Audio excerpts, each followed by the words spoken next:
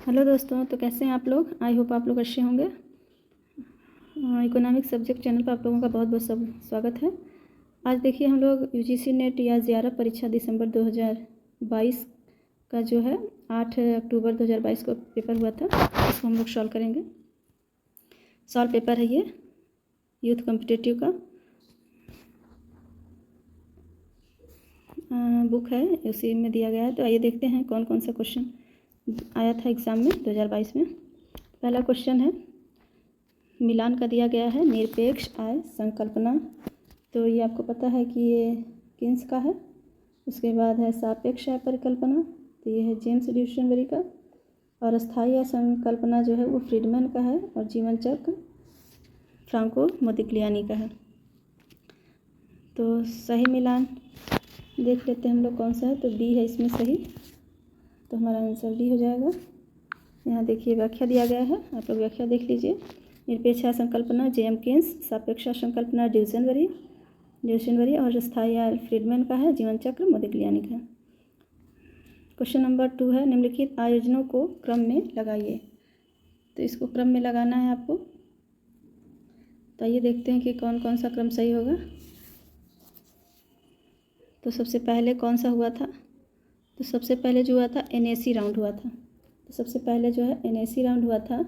उसके बाद जो है कि टोरक्यो राउंड हुआ था। और उसके बाद आपको आ जाएगा डी, जो कि डीलन राउंड है। ये देखिए पहला जो है, एक मिनट, ये पहला जो सी है जो एनएसी राउंड है, ये जो है कि 1949 में सबसे पहले आयोजन किया गया था। उसके बाद जो है टोरक्यो राउंड है, ये 50-51 में। और उसके बाद जो है कि ये डी जो है कि डीलन राउंड 60-61 के बीच में हुआ था। और उसके बाद है ये टोक्यो राउंड। तो टोक्यो राउंड 93 से 1973 से 79 के बीच में हुआ था। उसके बाद लास्ट में जो था वो उरुग्वे राउंड था। तो हमारा यहाँ पर ऑप्शन जो है कि वो सी हो जाएगा।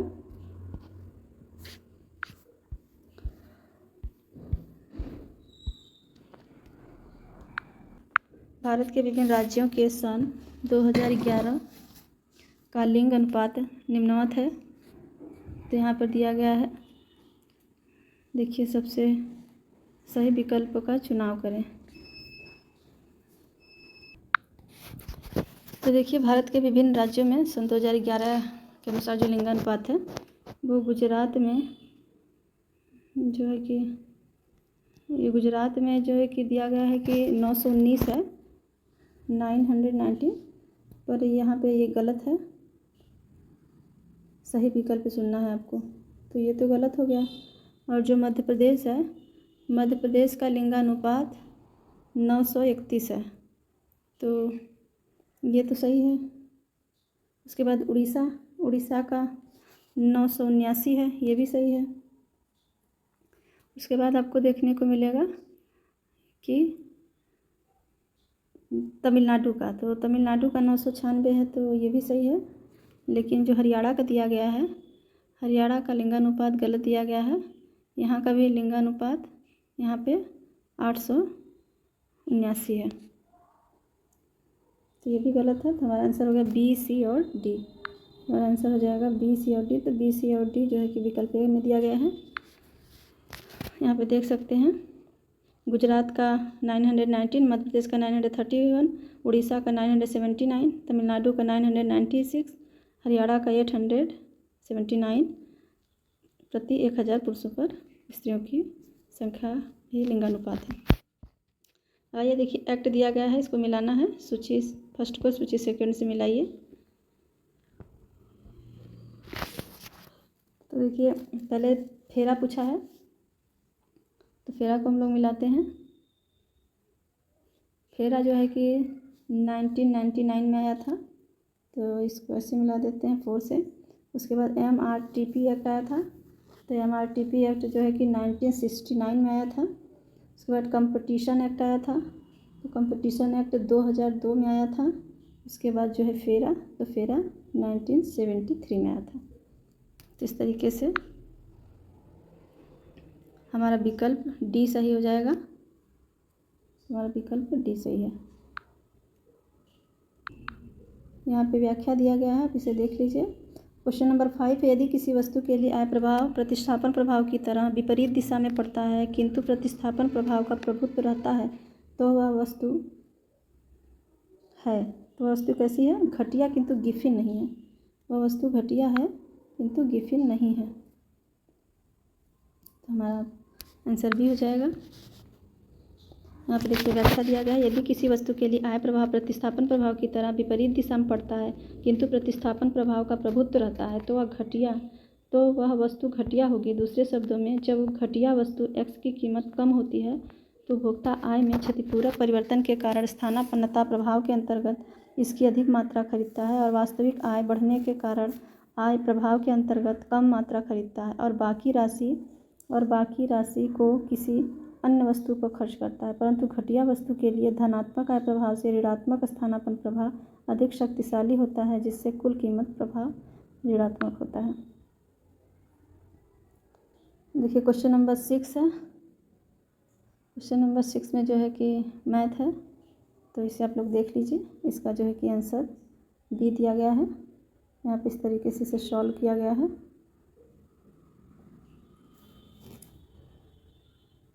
इसका आंसर हो जाएगा 46।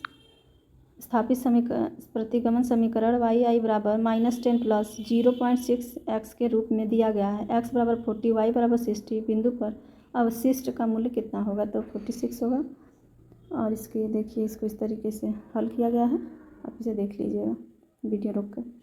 मुंडेल फ्लेमिंग मॉडल में परिवर्तनशील विनिमय दर के अधीन समग्र आय को प्रभावित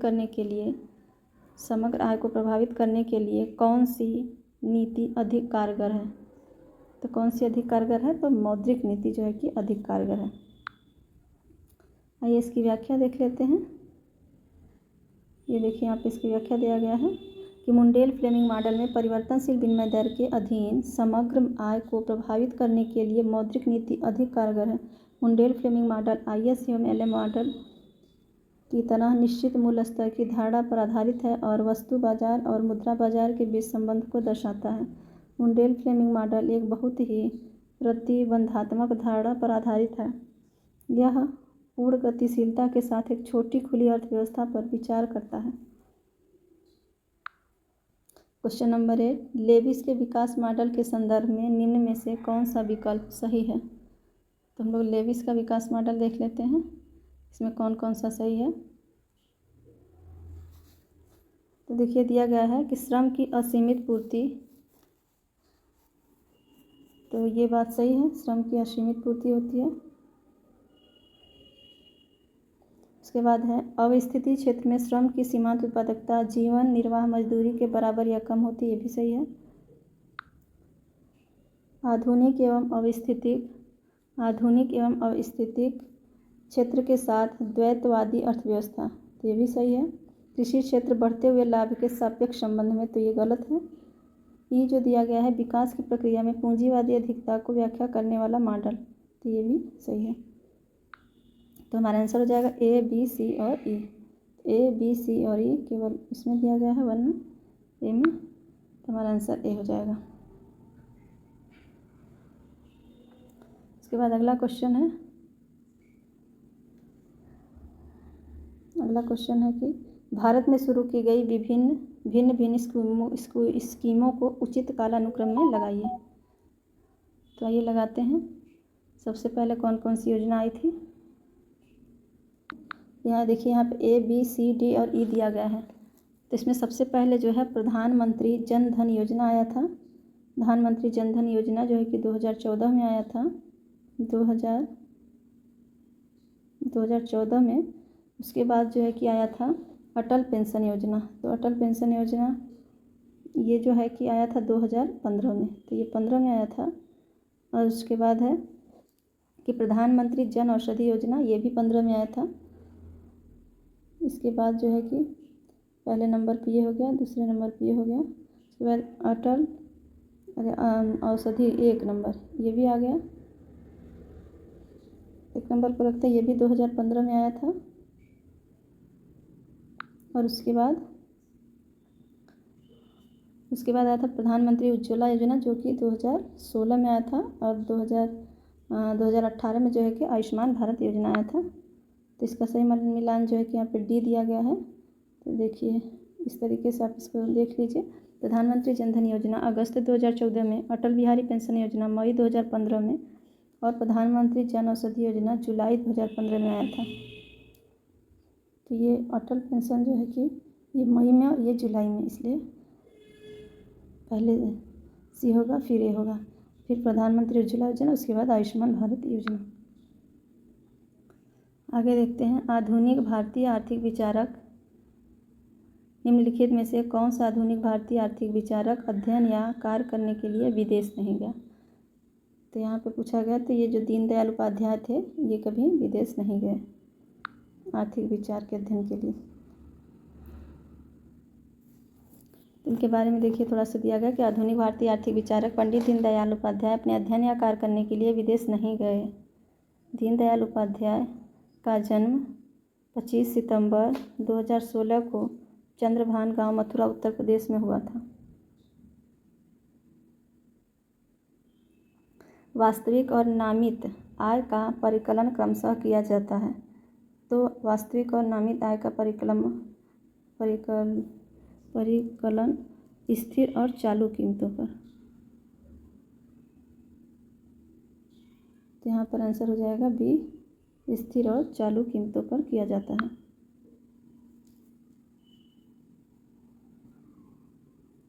अगला क्वेश्चन 12 है। इसमें कथन और कारक दिया गया है कि किसी अर्थव्यवस्था में द्वैतवाद का अर्थ आर्थिक और सामाजिक विभाजन होता है, जैसे कि तकनीकी के स्तर में अंतर, क्षेत्रों और वर्गों में अंतर, भौगोलिक विकास में पाए जाने वाला अंतर और सामाजिक रीतियों और दृष्टिकोण में पाए जाने वाला अंतर।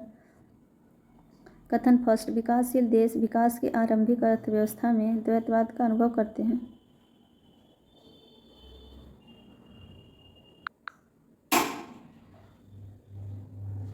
जिसका असर भविष्य में विकास के गति और क्रम पर पड़ता है। उपरोक्त कथन देखिए पहला और दूसरा दोनों सही है। कथन फर्स्ट और सेकंड दोनों सही है। इसकी व्याख्या देख लेते हैं। किसी अर्थव्यवस्था में द्वैतवाद का अर्थ आर्थिक और सामाजिक विभाजन होता है, जैसे कि तकनीकी के स्तर में अंतर, क्षेत्रों और वर्गों में अंतर, भौगोलिक विकास में पाए जाने वाला अंतर, सामाजिक रीतियों और दृष्टिकोण में पाए जाने वाला अंतर।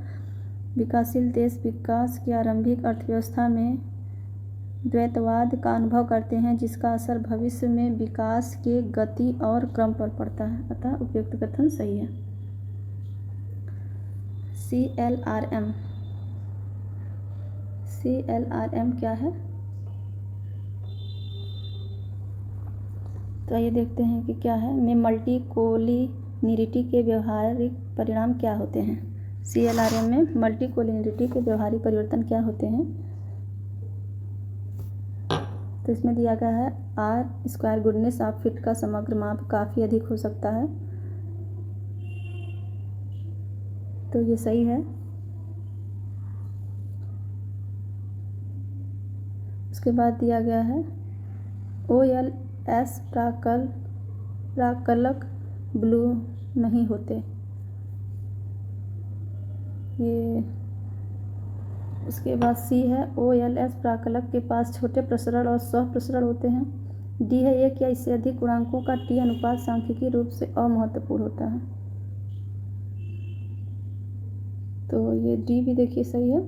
OLS प्राकलक और उनकी मानक त्रुटियां आंकड़ों में छोटे परिवर्तन के प्रति संवेदनशील हो सकती हैं। तो ये भी सही है। आइए व्याख्या देख लेते हैं। यहाँ देखिए इसका आंसर C दिया गया है। क्वेश्चन में कुछ डाउट लग रहा है क्योंकि यहाँ OLS प्राकलक ब्लू नहीं होते। यहाँ देखिए क्वेश्चन में पूछा गया है कि OLS प्राकलक ब्लू नहीं होते, तो यहाँ पे इसे गलत B और C को गलत बताया गया है, जबकि जो व्याख्या किया गया है उसमें OLS प्राकलक ब्लू नहीं होते, इसको सही बताया गया है। तो कुछ कन्फ्यूजन लग रहा है, आप लोग कहीं और से इसको मिलान कर लीजिएगा बुक देख करके खुल के, हो सकता है इसके बारे में वहाँ पे अच्छे से दिया गया हो। यहाँ देखिए व्याख्या में दिया गया है OLS प्राकलक ब्लू नहीं होते। OLS प्राकलक के पास छोटे छोटे प्रसरण और सहप्रसरण होते हैं। OLS प्राकलक और उनकी मानक त्रुटियाँ आंकड़ों में छोटे परिवर्तन के प्रति संवेदनशील हो जाती हैं। यद्यपि एक या इससे अधिक गुणांकों का टी अनुपात सांख्यिकी रूप से अमहत्वपूर्ण होता है, R square greenness of fit का समग्र माप काफ़ी अधिक हो सकता है। क्वेश्चन नंबर 14 है, निम्नलिखित में से तुलनात्मक उपयोगिता विश्लेषण के संदर्भ में कौन सी अवधारणा सही है। तो देखिए कौन सी अवधारणा सही पूछा गया है। तो उपभोक्ता अपने प्राथमिकता में एक समान रहता है, ये सही है। उपभोक्ता कुल उपयोगिता का परिणाम किसी भी वस्तु के समूह से करते हैं, तो ये गलत है, समूह से नहीं करते हैं। सी, उपभोक्ता प्राथमिकता संक्रामिकता का अनुपालन करते हैं, तो ये भी सही है। उपभोक्ता डी है, उपभोक्ता पाए जाने वाले वस्तुओं से परितृप्त नहीं होते हैं, तो ये भी बात सत्य है। और उपभोक्ता विवेकहीन होते हैं, तो ये गलत है। बी और ई जो है कि गलत है। आइए क्वेश्चन नंबर 16 करते हैं। तो सार्वजनिक ऋण के संबंध में क्लासिकल अर्थशास्त्रियों के विचार के संदर्भ में निम्नलिखित में से कौन कौन से सही है। तो देखिए इसमें सार्वजनिक ऋण के कारण भावी वित्त पोषण और अधिक समस्याग्रस्त हो जाता है, ये बात भी सही है। सार्वजनिक ऋण के कारण उत्पादक निजी रोजगार के लिए संसाधनों में कटौती करता है, तो ये भी बात सही है। सार्वजनिक ऋण में वृद्धि से मुद्रा का मूल्यह्रास और अर्थव्यवस्था में अस्थिति की स्थिति हो जाती है, तो ये गलत है। वित्त पोषण डी है, वित्त पोषण के लिए ब्याज भुगतान और आशोधन हेतु निधियों की आवश्यकता होती है, इसलिए राजकोष पर दोहरा बोझ पड़ता है, तो ये बात भी सही है। सार्वजनिक ऋण से उत्पादक कार्यकलाप होते हैं, तो ये गलत है। यहाँ पे ये व्याख्या दिया गया है। क्वेश्चन नंबर 18 में है, मैथ दिया गया है कि मान लीजिए अधिकतम करने वाला कोई एक अधिकारी 800 यूनिट का उत्पादन कर रहा है और 40 रुपये प्रति यूनिट की कीमत प्रभावित करता है। यदि उस उत्पाद के लिए मांग की लोच 2 है, तो अंतिम उत्पादित यूनिट की सीमांत लागत 20 इकाई होगी, तो इसका आंसर डी हो जाएगा, 20 इकाई। 9th तक देखिए आप इस तरीके से सॉल्व किया गया है, आप इसको अच्छे से देख लीजिएगा। तो पी ज़्यादा होता है एमसी से, मार्जिनल कास्ट से। देखिए क्वेश्चन 19, ISLM के संदर्भ में निम्नलिखित में से कौन सा विकल्प सही है। अब दिया गया कौन सा विकल्प सही है। तो अनुसूची का ढलान ऊपर की तरफ दाहिने होता है, अनुसूची का ढलान ऊपर की तरफ दाहिने होता है, तो ये बात सही है। LM अनुसूची, यहाँ पे LM दिया गया है, LM अनुसूची का ढाल। यहाँ पे LM अनुसूची मुद्रा की मात्रा में वृद्धि के साथ बाईं तरफ मुड़ेगा, तो ये गलत है। LM अनुसूची मुद्रा बाजार में संतुलन प्रदान करता है, तो ये बात सत्य है। अनुसूची जब IS अनुसूची जब सरकारी खर्चों में वृद्धि होती है तब बाईं तरफ मुड़ जाती है, ये गलत है। जब करों में कटौती की जाती है तब IS अनुसूची बाईं तरफ मुड़ जाती है, ये सही है। तो हमारा आंसर हो जाएगा A, C और E। A, C और E विकल्प किस में दिया गया है। तो विकल्प ए में दिया गया है A, C और E, तो हमारा आंसर हो जाएगा A, C। यहाँ पे व्याख्या दिया गया है। क्वेश्चन नंबर 20, किसी अल्प विकसित अर्थव्यवस्था के मौलिक लक्षण हैं। किसी अल्प विकसित अर्थव्यवस्था के मौलिक लक्षण कौन कौन से हैं, तो ये देखते हैं। निम्न तकनीकी स्तर, निम्न तकनीकी स्तर, निम्न तकनीकी स्तर एवं मानव पूंजी की कमी, तो ये सही है। उसके बाद दिया गया है कि सकल घरेलू उत्पाद एवं प्रति व्यक्ति आय का उच्चतर स्तर, तो ये गलत है। श्रम शक्ति की उच्चतर मात्रा का कृषि एवं निम्न उत्पाद में संलग्न होता है, तो ये भी सही है। खाद्य पदार्थों पर डी है, खाद्य पदार्थों पर उच्चतर घरेलू खर्च, तो ये भी सही है। ई है गरीबी की अधिकता, तो ये भी सही है। तो हमारा आंसर हो जाएगा E, C, D और E। A, C, D और E ऑप्शन ए में दिया गया है।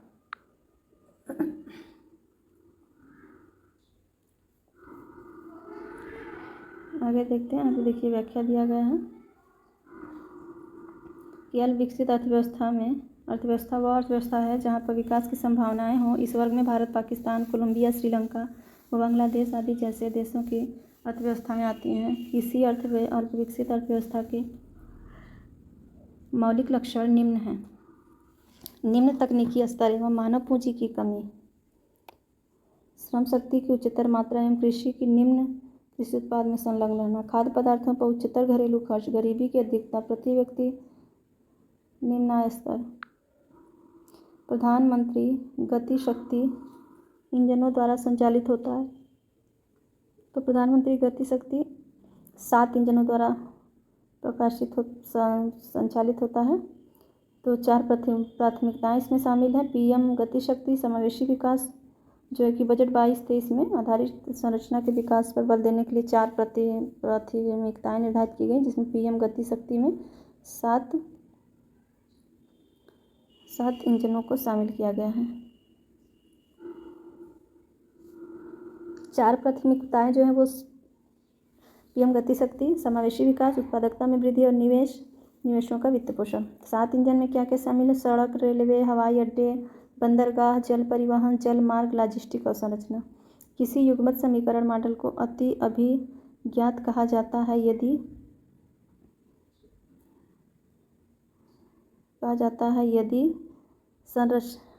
देखिए यहाँ बी दिया गया है आंसर, यदि संरचनात्मक समीकरणों के कुछ मापदंडों के लिए एक से अधिक संख्यात्मक मूल्य प्राप्त किए जा सकते हैं।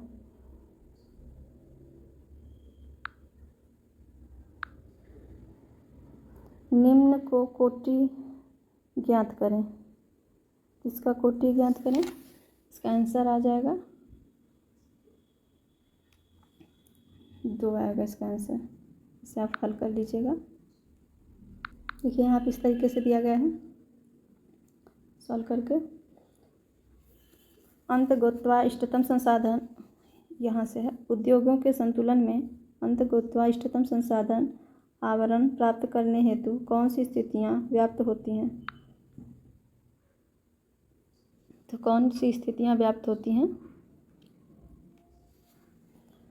न्यूनतम व्यवहार्य लागत पर वस्तुओं का उत्पादन होता है, ये सही है।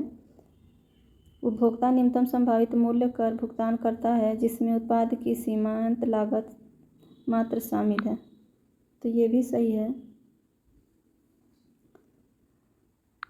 उसके बाद दिया गया है कि अंततः संयंत्रों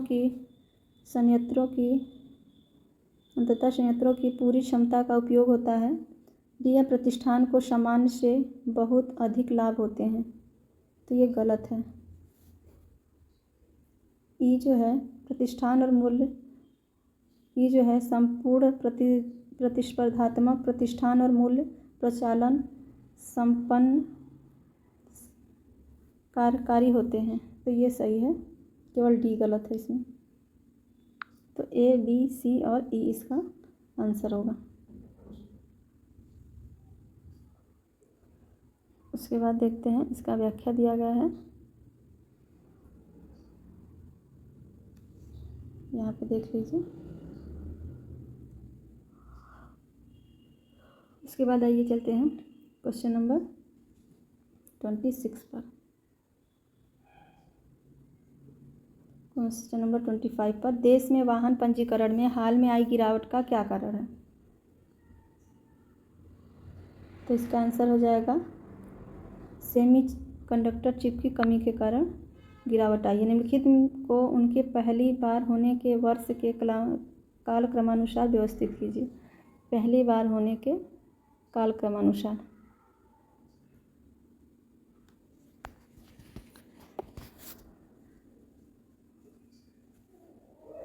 देखिए यहाँ पे जो जोवेन दिया गया है, ये जो है कि 1865 में हुआ। इसका थोड़ा सा जो आंसर आया था उसमें देखिए डाउट है, इस पे स्टार लगा हुआ है, तो देख लेते हैं हम लोग यहाँ से ही। जोवेन का कोल क्वेश्चन 1865, बार्डलिंग का पृथ्वी पर अंतरिक्ष यान आगमन का अर्थशास्त्र 1960 से 70 के बीच, रैचल कार्सन का साइलेंट स्प्रिंग 1962, वृद्धि की सीमाएं सिद्धांत 1972, पर्यावरण संबंधी कुजनेस्ट वक्र परिकल्पना 1990 से 2011 तक। तो यहाँ पे दिया गया है कि एनटीए ने इस प्रश्न को ड्रॉप किया है। चलिए आगे हम लोग देख लेते हैं। आगे जो है कि मिलान वाला है। सूची फर्स्ट के साथ सूची सेकंड का मिलान कीजिए, यहाँ पर दिया गया है। तो सबसे पहले मिलाते हैं ग्रामीण शहरी प्रवास। तो ग्रामीण शहरी प्रवास जो है हैरिस टोडारो का है, तो एक को मिलाते हैं 4 से, हैरिस टोडारो का है। उसके बाद है श्रम के असीमित उपलब्धता के साथ आर्थिक विकास। तो यह सिद्धांत आपको पता है कि यह आर्थर लेविस का है, तो इसको यहाँ 1 में मिला देते हैं। उसके बाद है संचयी कार्योत्पादन को प्रक्रिया। तो ये जो है कि गुरनार संचयी प्रक्रिया जो है कि गुरनार मिर्डल का है। उसके बाद है प्राथमिक वस्तुओं के व्यापार के शर्तों में ह्रास, तो राउल प्रेविच का है। तो 4, 1, 2 और 3।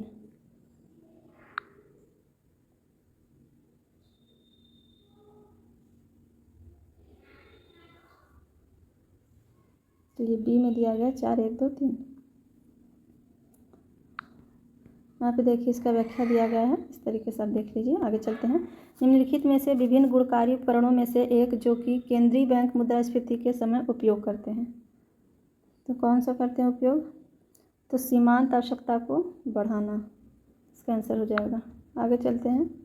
यहाँ देखिए इसका व्याख्या दिया गया है, तो आप व्याख्या अच्छे से देख लीजिएगा क्योंकि वीडियो काफ़ी लंबी हो जा रही है। 100 क्वेश्चन कराना है और क्वेश्चन काफ़ी बड़े बड़े हैं। भारत में 2021-22 में कुल उपभोग में वृद्धि कितनी रहने की संभावना है? तो यहाँ पर 21-22 का डाटा पूछा गया था, तो इसी डाटा के आधार पर आप 21-22 की जगह पर 23-24 का याद कर लीजिएगा। उस टाइम तो 7% थी, तो 2024 चल रहा है। चलिए आगे देखते हैं। क्वेश्चन नंबर 30 में यहाँ पे देखिए दिया गया है 2021-22 का ही दिया गया है, 23-24 का नहीं दिया गया है व्याख्या में। यदि मांग का आकार p बराबर 35 माइनस 2x माइनस 2 स्क्वायर एवं मांग x03 है तो उपभोक्ता का आधिक्य क्या होगा? तो जी देखिए इसको हल करने के बाद 27 आंसर आ रहा है। आगे चलते हैं। क्वेश्चन 31।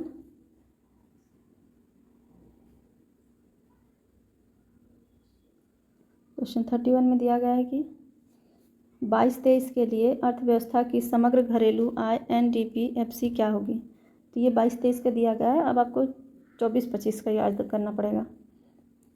तो यहाँ पर देखिए 22-23 का जो है कि 22,647 करोड़ दिया गया है। यदि GDP इतना हो, मूल्यह्रास इतना और अप्रत्यक्ष कर सब्सिडी इतना हो, तब इस तरीके से इसको आपको हल करना पड़ेगा। सॉल्व करके आंसर जो भी आएगा। टकीला प्रभाव क्या दर्शाता है? तो हो सकता है आपने कभी इस नाम ना सुना हो, या हो सकता है आपने सुना हो। बहुत लोग हैं जो इसका नाम नहीं सुने होंगे कि ये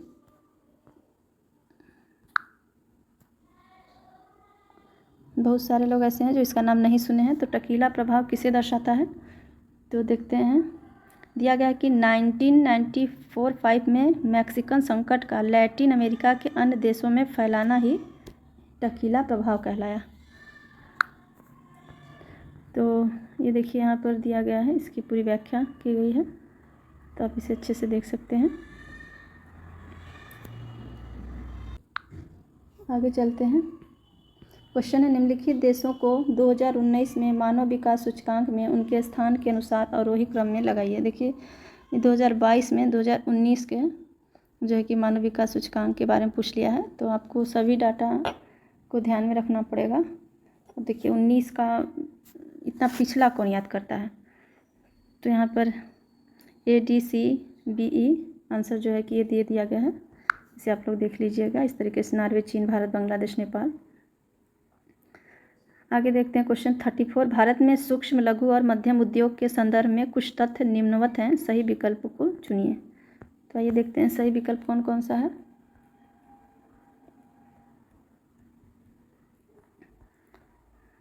तो यहाँ पर सही विकल्प दिया, पहले ऑप्शन दिया गया है, ऑप्शन में से छांटना है आपको। तो थोड़ा इसे छोटा कर लेते हैं इस तरीके से।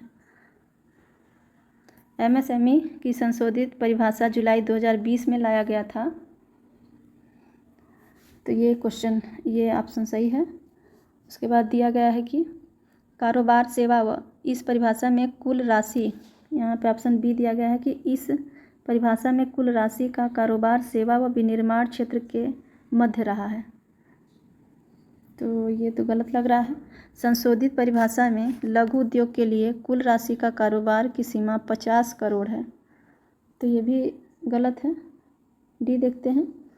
संशोधित परिभाषा में यंत्र और मशीनरी के मध्य उद्योग में निवेश की सीमा रुपये 50 करोड़ है। तो ये सही है, मशीनरी के माध्यम से। उसके बाद संशोधित परिभाषा में यंत्र और मशीनरी के माध्यम से उद्योग में निवेश की सीमा 5 करोड़ है।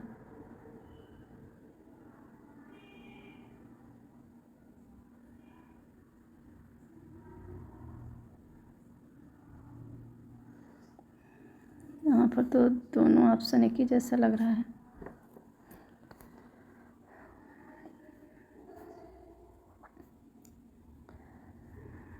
संशोधित परिभाषा में यंत्र और मशीनरी के मध्य उद्योग में निवेश की सीमा 5 करोड़ है। ये देखिए यहाँ पे क्वेश्चन कुछ गलत लिखा गया है, कहीं 5 करोड़ कहीं 25 करोड़। बुकलेट में क्या था उसे देखना पड़ेगा। तो देखिए यहाँ पे इसका व्याख्या दिया गया है, इसको देख लीजिए। आगे चलते हैं। क्वेश्चन 35, एकीकरण करना है। x² by x+2। तो इसका देखिए आंसर दिया गया है यहाँ पर। इसका आंसर जो है कि सी होने वाला है। तो आप इसको हल कीजिएगा तो ये यानी आएगा। निवल विस्थापन का अर्थ क्या है? कुल प्रवासियों और उत्प्रवासियों के परिणाम स्वरूप जनसंख्या परिवर्तन का समग्र स्तर। यहाँ पर कुल प्रवासियों और उत्प्रवासियों के परिणाम स्वरूप जनसंख्या परिवर्तन का समग्र जो स्तर है वही निवल प्रतिस्थापन है, नेट माइग्रेशन। अगला क्वेश्चन देखते हैं 36 के बाद 37। निम्नलिखित में से कौन सा विकल्प सही है? कौन सा विकल्प सही है ये देखना है आपको। तो देखिए यहाँ पे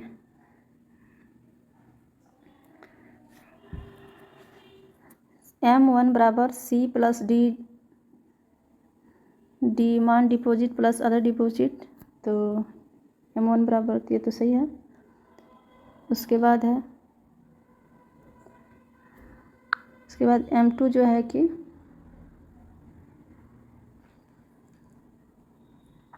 M2 बराबर M1 प्लस डाकघर एवं बैंकों में बचत खाते में जमा। तो ये भी सही है। उसके बाद C है बैंकों में निवल कालिक जमा। M3 बराबर M2, ये M2 नहीं M1 होगा, तो ये गलत हो गया। D है M3 बराबर M1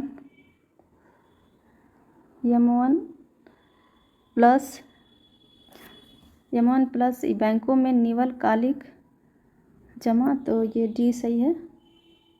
उसके बाद ई है M4 बराबर M1 प्लस, तो M1 नहीं M3 प्लस डाकघर के बचत खाते में कुल जमा। तो ये ई भी गलत है।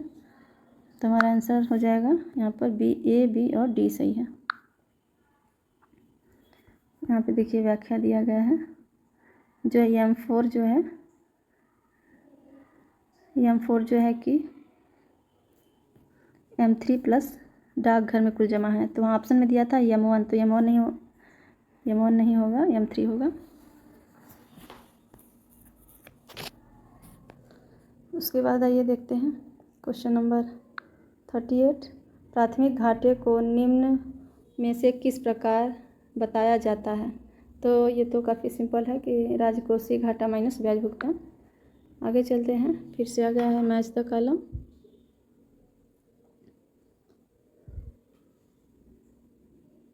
तो हमें मैच करना है। ये देखिए क्या पूछा गया है यहाँ पर, सूची फर्स्ट के साथ का सूची सेकंड से मिलान कीजिए। तो शुद्ध सार्वजनिक वस्तु जो है ये अप्रतिस्पर्धी एवं अपवर्जक होती है। जो शुद्ध सार्वजनिक वस्तु होती है ये अप्रतिस्पर्धी और अपवर्जक होता है। तो यहाँ पे देखिए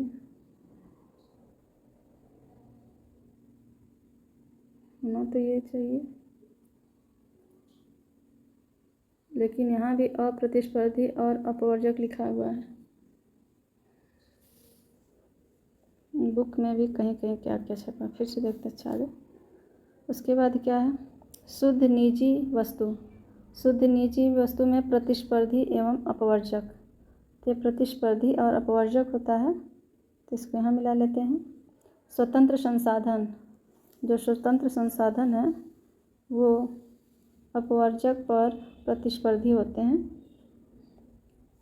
तो इसको सेकंड से मिलाएंगे। तो इसको नहीं, ये देख लेते हैं पहले।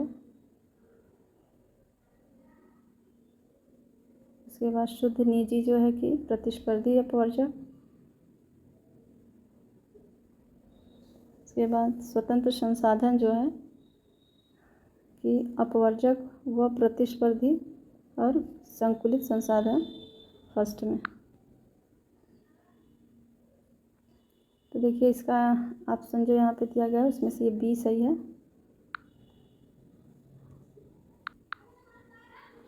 यहाँ मिलान करना है, यहाँ मिलान करके दिया गया है। क्वेश्चन नंबर 40, यदि समयावधि जमा को सम्मिलित न किया जाए तो मुद्रा गुणक होगा। मुद्रा जमा अनुपात RR बराबर आरक्षित जमा अनुपात। तो यहाँ पे दिया गया है डी, आंसर सही है। CR + 1/RR + CR।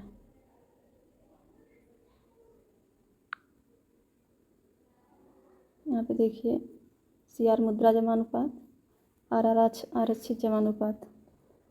क्वेश्चन 41, निम्नलिखित में से सही का चुनाव कीजिए। इतना लेंदी, इतना बड़ा बड़ा क्वेश्चन आता है कि GC नेट में आपका टाइम बहुत ज़्यादा टाइम टेकिंग रहता है। देखिए आपको बहुत प्रैक्टिस करना पड़ेगा, समय कम पड़ जाता है। इतना लंबा लंबा क्वेश्चन पढ़ना, फिर उसको सोचना समझना, फिर आंसर देना बहुत मुश्किल होता है। चलिए फिर देखते हैं हम लोग। वैसे इसमें केवल कौन सा सही है, तो इसमें ए और जो है कि सी सही है केवल। इसे देख लेते हैं। ए, व्यापार के सकल वस्तु विनिमय शर्त आयात और निर्यात के लिए मात्रात्मक सूचकांक का प्रयोग करते हैं, ये सही है। उसके बाद सी सही है, व्यापार का निवल वस्तु विनिमय शर्त आयात और निर्यात के लिए मूल्य सूचकांक का प्रयोग करते हैं। ये आगे देखते हैं। आगे जो है कि यहाँ पे दिया गया है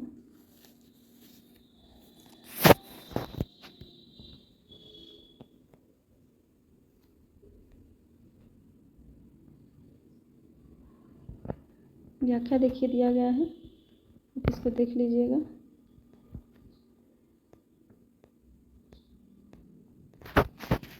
व्यापार के सकल वस्तु विनिमय शर्त आयात और निर्यात के लिए मात्रात्मक सूचकांक का प्रयोग करते हैं।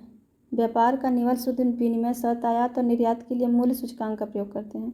व्यापार की आय शर्तें, सकल वस्तु विनिमय शर्त आयात और निर्यात के मात्रात्मक, निवल वस्तु विनिमय शर्त, मूल्य सूचकांक। आय शर्त जो है कि शुद्ध विनिमय शर्तों उसके निर्यात मात्रा सूचक का गुणनफल होती है। एकल घटकी शर्तें जो है कि सूचक को घरेलू निर्यात उद्योगों में उत्पादन परिवर्तन के सूचक से गुणा किया जाता है। और उसके बाद व्यापार की वास्तविक लागत शर्तों का सूचक निर्यात वस्तुओं के उत्पादन में प्रयुक्त उत्पादक संसाधनों की प्रति इकाई अनुपयोगिता के मात्रा को व्यापार की सकल घटकी शर्तों से गुणा करके प्राप्त किया जाता है। देखिए क्वेश्चन 42 है कि कौन से वर्ष में सकल घरेलू बचत दर सर्वाधिक थी। तो 2007-08 में सर्वाधिक था।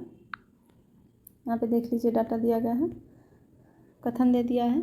यदि आपने एक उत्पाद खरीद खरीदा जो कि अब कर के अधीन आता है। आप कर देने से बच सकने की बेहतर स्थिति में हो सकते हैं और विक्रेता के ऊपर अधिकतम भार पड़ेगा जब आपकी मांग में लोच हो और विक्रेता की पूर्ति में लोच ना हो। कथन कारक दिया गया है। नमक पर लगने वाला कर उपभोक्ता को वहन करना पड़ता, पहला कथन। दूसरा है, उपरोक्त कथन के आलोचक में नीचे दिए गए विकल्पों में से कौन सा उपयुक्त उत्तर सही है, चयन कीजिए। तो इसमें देखिए ए और बी, मतलब ए में फर्स्ट और सेकंड दोनों कथन सही है। यहाँ पे दिया गया है, देख लीजिए। 44 में आइए फिर से मिलान सूची वाला दिया गया है, तो मिलान कर लेते हैं जल्दी से। देखिए महानतम वस्तु अधिकतम संख्या जो है कि वेंथम मापदंड है, तो इसको यहाँ मिला लेते हैं। यह वेंथम मापदंड है। समान संतुलन की स्थिरता जो है कि पुनर्प्रयास विधि से संबंधित है। एकाधिकार शक्ति की मात्रा शिक्षार्थी सूचकांक से संबंधित है। और तृतीय श्रेणी कीमत विभेद, ये जो है कि पीगू दे दिया यहाँ पर, पीगू से संबंधित है। क्वेश्चन यहाँ देखिए मिलान दे दिया गया, इस तरीके से आप व्याख्या देख लीजिए। अगला क्वेश्चन है 45। कथन फर्स्ट, यहाँ भी कथन कारक है। कोविड-19 महामारी के दौरान खाद्यान्नों के मांग में हुई वृद्धि का फायदा उठाते हुए भारत के कृषि निर्यात का 2021-22 में प्रदर्शन बेहतर रहा। कथन 2 है, वर्ष 2020-21 के तहत ही कुछ खंड जैसे कि समुद्री उत्पाद, भैंस का मांस, चाय, कॉफ़ी एवं दुग्ध उत्पाद का 2021-22 में निर्यात के संबंध में प्रदर्शन खराब ही रहा है। उपरोक्त कथन के आलोक में नीचे दिए गए विकल्पों का सही चयन कीजिए। तो यहाँ पे देखिए सी सही है, कथन फर्स्ट सही है, किंतु कथन सेकंड गलत है। क्वेश्चन 46। विकासशील देशों को पिछड़ेपन के स्पष्टीकरण के रूप में संचयी कारणात्मकता की परिकल्पना निम्न में से किसके द्वारा दिया गया था? तो ये गुरनाम मिल्डर के द्वारा दिया गया था। इन्होंने बैकवास इफेक्ट दिया था, ये देखिए उनका व्याख्या है, आप देख लीजिए अच्छे से। क्वेश्चन नंबर 47 है, केंद्रीय बैंक द्वारा प्रदत्त घरेलू ऋण को विदेशी मुद्रा भंडार में परिवर्तन के लिए समान और विपरीत दिशा में बदलने ताकि मौद्रिक आधार अपरिवर्तित रहे की नीति कहलाती है। क्या कहलाती है? तो अधिरक्षण कहलाती है।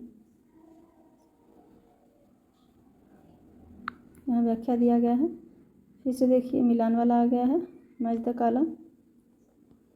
तो आइए देख लेते हैं, बहुत क्वेश्चन आ रहा है मिलान के लिए इसमें।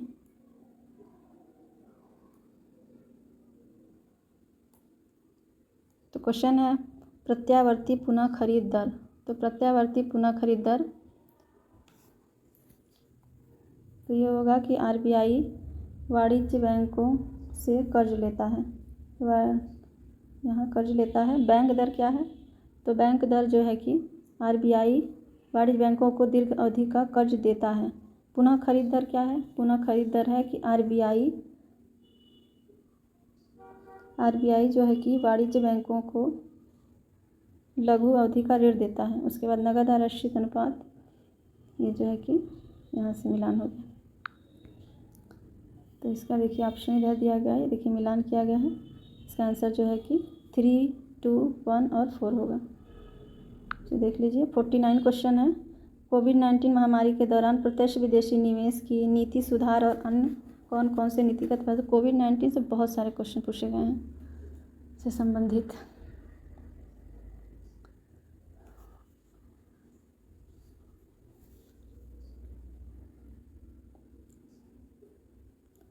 देखिए यहाँ पे दिया गया है कि कौन कौन से नीतिगत फैसले लिए गए थे। तो जो फैसले लिए गए हैं उनमें है दूरसंचार सेवा के क्षेत्र में स्वचालित मार्ग के जरिए 100% प्रत्यक्ष विदेशी निवेश को मंजूरी देना। उसके बाद है प्रत्यक्ष विदेशी निवेश सेल का गठन करके प्रत्यक्ष विदेशी निवेश का प्रस्ताव को बढ़ाना। और बीमा कंपनियों में स्वचालित मार्ग के जरिए प्रत्यक्ष विदेशी निवेश की सीमा 49 से 74% तक बढ़ाना। यहाँ पे देखिए व्याख्या किया गया है, आप इसको देख लीजिए। क्वेश्चन है 50। तो 50 क्वेश्चन टोटल 50 तक हो गया है। अभी 50 क्वेश्चन इसमें और बाकी हैं। मिलान वाला एक और दिया गया है 50वां क्वेश्चन, इसे भी देख लेते हैं हम लोग। तो ये मिलान करते हैं। अंतर्राष्ट्रीय व्यापार में आकार का महत्व है। तो आकार का महत्व है द ग्रेविटी मॉडल। तो 1 का हो जाएगा 4, तो 1 का 4 हो जाएगा, 1 का 4। उसके बाद है अंतर्राष्ट्रीय व्यापार में पैमाने की मितव्यताएँ और एकाधिकारिक प्रतियोगिता। तो पाल क्रुगमैन द्वारा दिया गया है, तो इसको यहाँ मिला देते हैं। उसके बाद व्यापार का प्रौद्योगिकी अंतर सिद्धांत। व्यापार का प्रौद्योगिकी अंतर सिद्धांत जो है कि ओसनर द्वारा दिया गया है, तो यहाँ क्या है ऐसे मिलाते हैं। उसके बाद व्यापार का जीरो सम गेम, तो ये वाणिज्यवाद।